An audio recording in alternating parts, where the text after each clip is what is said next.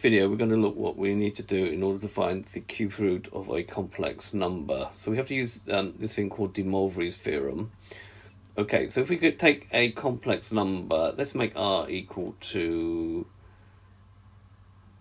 8, and you can change the angle here as much as you want. Okay, so if I want to make z cubed, let's do something like z to the power of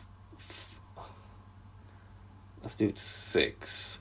Z to the 6 is equal to a plus ib, and obviously in order to find z we need to take the 6th root of this complex number.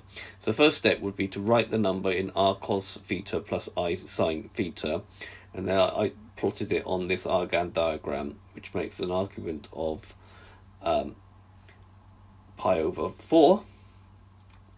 Okay, we've got 8 pi by 4, and then we've got our complex number here.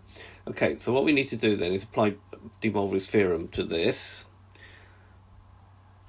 So if we apply De Moivre's theorem, first of all, if we take the 6 to here, it would become this complex number to the 6th. So we've got an 8 to the 6th cos pi by 4 plus I sin pi by 4. This we can easily work out or write it, leave it as it is. But to find the angle, what you need to do is you bring the power down in front, and you now write a quarter pi, and then you need to add 2k pi. All right, and you will now do this for k being up from 0 to 5. Sorry, it's always one less than the actual root. Okay, and you'll go around and you'll find roots like that. Okay, so if we work those out, and you can work these out in another video, I'll show you how to work them out. Okay, if we go round here, sorry, in order to see the roots, got to click the roots here. So in order to click, okay, so in order to click the root, there's the first one here. You can see the first one here is quite small, but the angle will become 1/6 times 1/4, which is 1/24 of pi, and then we make k equal to 1, so we'll need to add 2 pi to a quarter pi first, and then multiply by 1/6. You'll get the second one there. Okay, so the angle comes 3 pi over 8, and then if we do the next one, you'll get this one here. You can see the roots appearing here. So the next one will be 17 over 24 pi.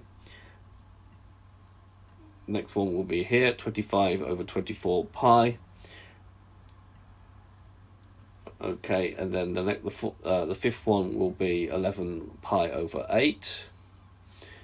Okay, the modulus of these complex numbers will be a sixth of 8, the 6th root of 8. Okay, the last one will be 41 over 24 pi. Now, there's no point in carrying on round because you'll just keep getting the same solution. So this is why you always do k is always one less than the actual root, which is a 6th in this case.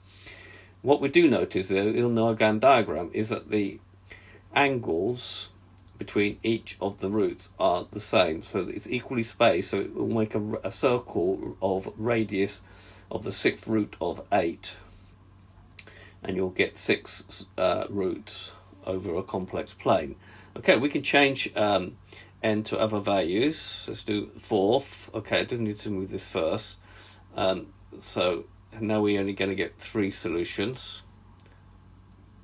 solutions, sorry. They're equally spread out, pi by 2 degrees, pi by 2 radians between each of the roots.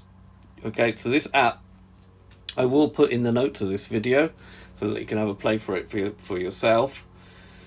Okay, so you can try other values. You can try n is equal to 3. We would only expect three answers here. Okay, so there they are. Okay, so they're equally spread out. Okay, we can change the angle if we wanted to.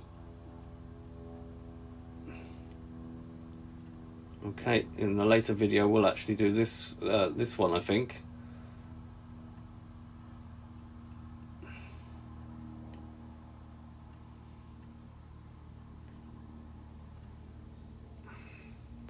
Okay, so this has been a video to show you how to find the nth root of a complex number. I hope you've understood, and remind you the GeoGebra app will be in the notes of this video. Thank you very much for watching.